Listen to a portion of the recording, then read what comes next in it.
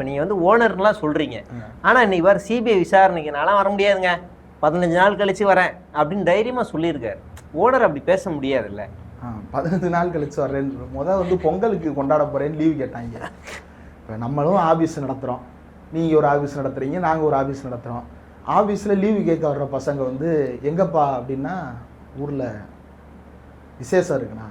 யாருக்கு விசேஷம்? உனக்கா? இல்லை நான் ஃப்ரெண்டுக்கு விசேஷம். எது அப்படின்னு கேட்டோன்னே, இல்லை வேண்டாம் நான் பரவாயில்ல நான் அடுத்த தடவை போகிறப்ப பார்த்துக்கிறேன் அப்படின்னு லீவு அவங்களே கட் பண்ணிட்டு போயிடுவாங்க. ஒரு பாருங்கள், பொங்கல் கொண்டாட போகிறேன்னு லீவு கேட்டிருக்கிறாரு, சரி எங்கே கொண்டாட போகிற அப்படின்னு கேட்டிருப்பாங்க. இல்லை, அதை பற்றி அவர் பேச மாட்டேங்கிறார். அவர் வேறு எங்கேயோ போய் பொங்கல் கொண்டாடி இருக்கிறாரு. பொங்கலை கொண்டாடிட்டு பொங்கல் கொண்டாடுறதுக்கு லீவு கொடுக்குறவன் எத்தனை நாள் கொடுப்பான்? 1 நாள் கொடுப்பான், 2 நாள் கொடுப்பான். கிட்டத்தட்ட 1.5 மாதமாக லீவு கொடுத்துட்டு திரும்பி கூப்பிட்டா நான் வந்து இங்கே வேலை இருக்குது, நான் பிறகு வர்றேன் அப்படின்னு சொல்லி இன்றைக்கி விளக்கம் கொடுக்கப்பட்டிருக்கிறதா தகவல் சொல்கிறாங்க.